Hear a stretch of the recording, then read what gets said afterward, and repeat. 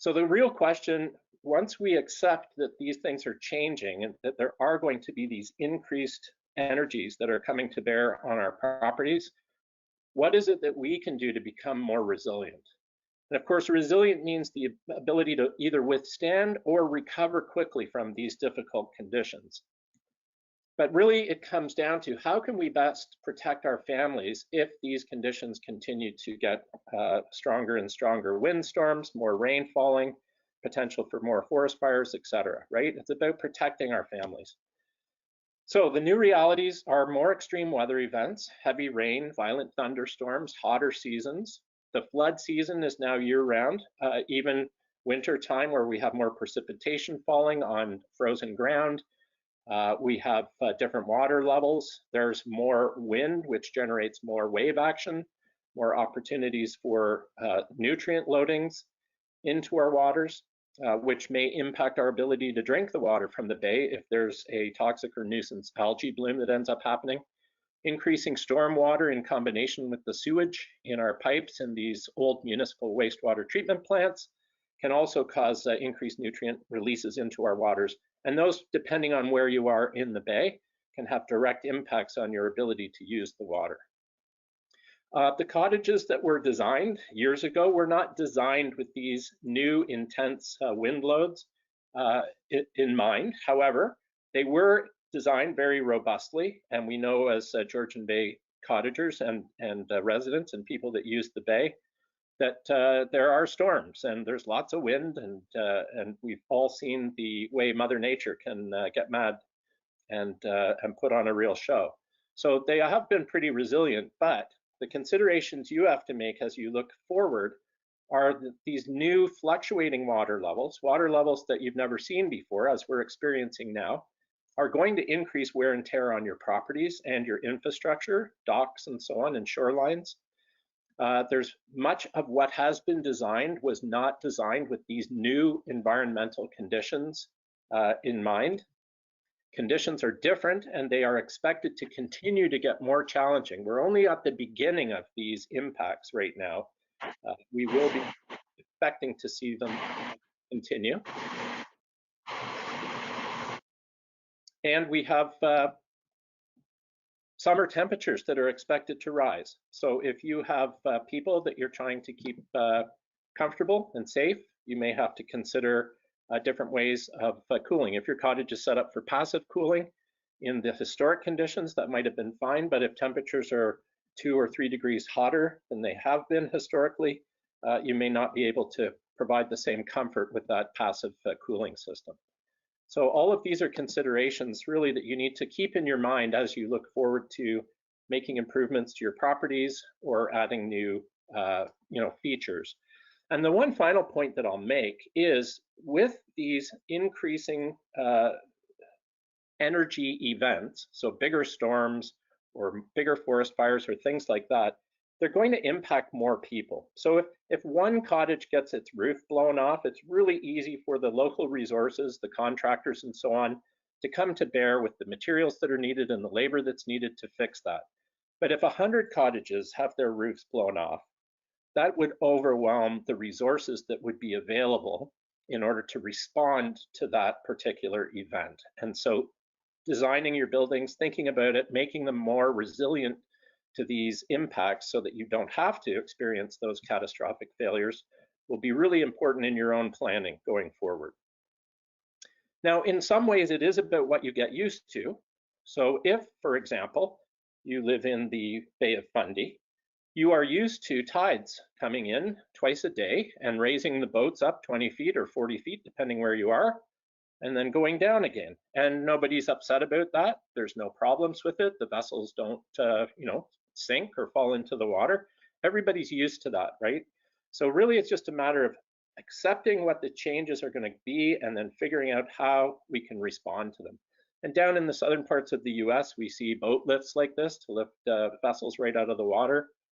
That's a normal sight down there, which you don't normally see up in Georgian Bay. But if there's higher wind speeds and more wave action, then somehow protecting your boat, you might need to use some out-of-the-box thinking for Georgian Bay. Resilience to flood and wind and increasing heat really just requires good design and good materials, siting, and construction. We are also in the process in Canada of updating all of the flood maps. So knowing where you are and knowing what your susceptibility is to flooding will be important. In fact, this is so important that it's in the mandate letter of the Minister of the Environment and Climate Change.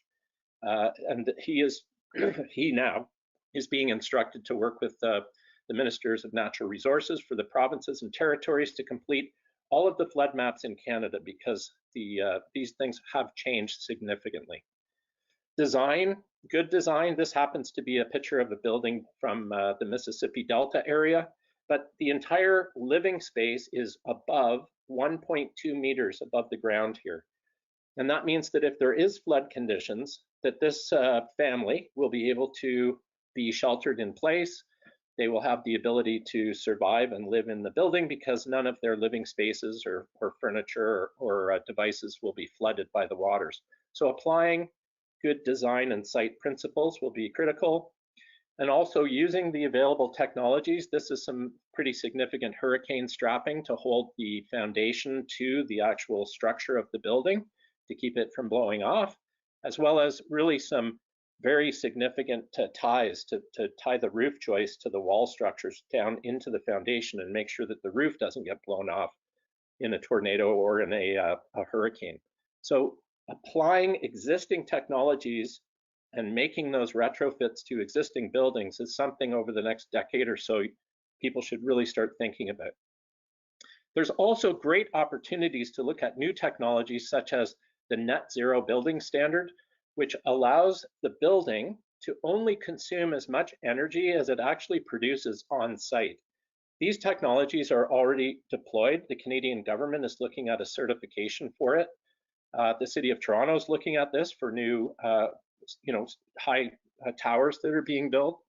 But there's homes like this over in Norway, similar cold climates to Canada, where there's not even a furnace in the building because the building design and materials are so efficient that all of the energy needed is simply passively brought into the building itself. So thinking way out of the box, but this is already a cottage that actually exists up in Georgian Bay. To deal with water fluctuations, water level fluctuations, this couple had a floating cottage designed. So this building floats entirely on the water with a gangplank over to the shore and a little cabin that they've got up on the shoreline as well. But that's kind of an out-of-the-box solution. Here's another example of that. This is a boathouse/cottage combination that's in the Muskokas. But there's people that are thinking about how to respond to changing water levels in a safe way. Resilience when it comes to fire is about, a house fire is about how to prevent that fire in the first place, how to escape that fire if it should happen and get the family out safely, and then how to rapidly respond. And so that usually means having access to some type of water pump that either the community has available through a call tree or that the individual cottage owners own and have access to. But when it comes to forest fire, it's a completely different thing that you need to think about. And that is, how do you escape the area? Not just your building, but how do you make sure you safely get out of the area, out to the highway, and then on the highway safely to a location far away from the forest fire, which means your building is going to be left alone to passively resist the fire. And so there's a few things that people might immediately think of, and that is that instead of having asphalt shingles on the roof of your building, put steel roofs on.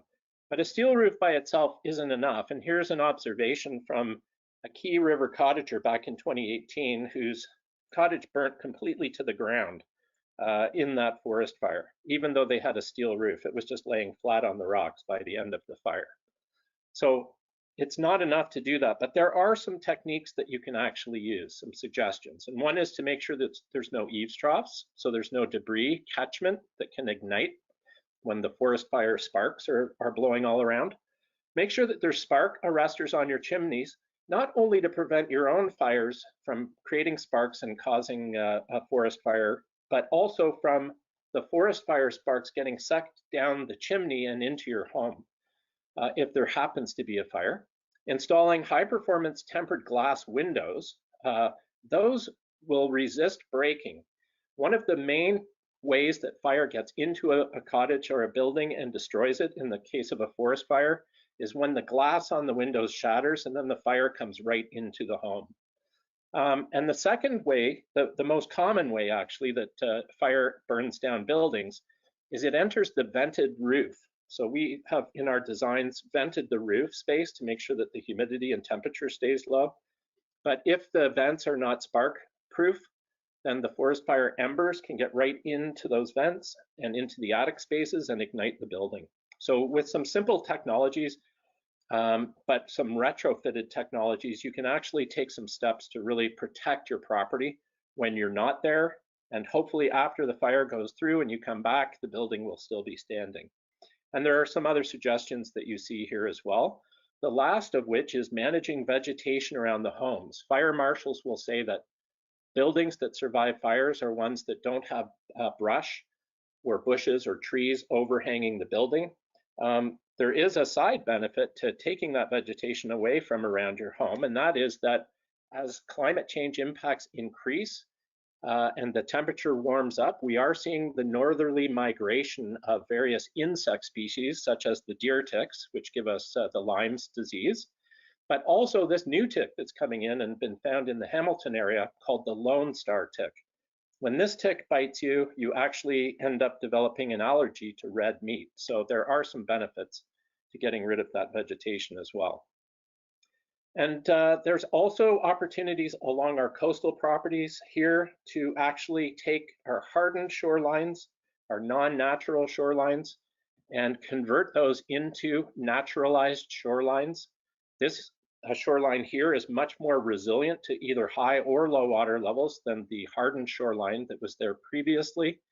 At times of low water levels, the wave action can actually undermine those hardened shoreline structures, those coastal protective works.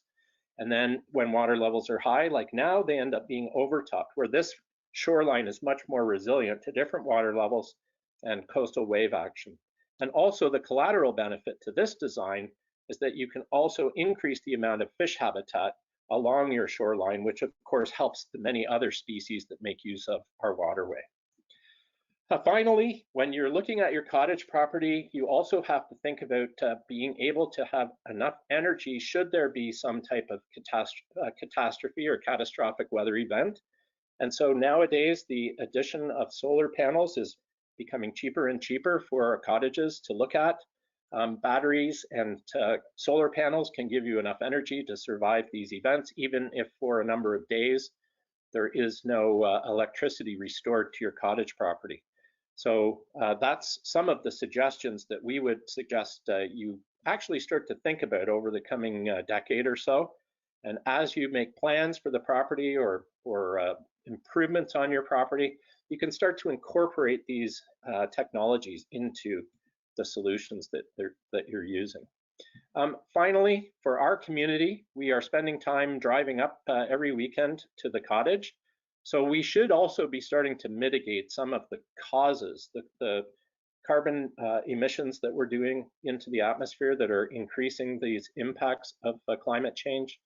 So we would like to suggest that people start considering looking at electric vehicles for those travels, zero emission vehicles or lower emission solutions that you can choose. There's many choices on the market.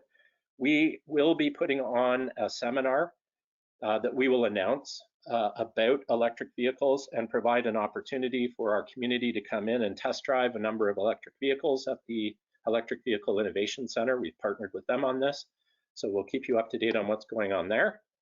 Even this year, at the beginning of 2020, Q1, the electric vehicles were the most commonly sold small and mid-sized luxury vehicle, and the Tesla Model 3 was out in front there, but every manufacturer now is coming out with electric vehicle choices.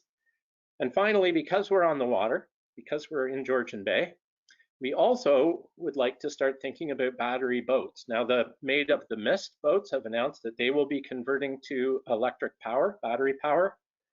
And also there are options. This was a boat that was displayed up at Desmazdon's Marina last summer. It's a fully electric small little boat. and very comfortable and quiet and a beautiful cruising experience for Georgian Bay. So the more people start asking about or talking about these things, the more manufacturers are going to start thinking about actually providing these opportunities for us to get rid of our gas engines and start using clean energy.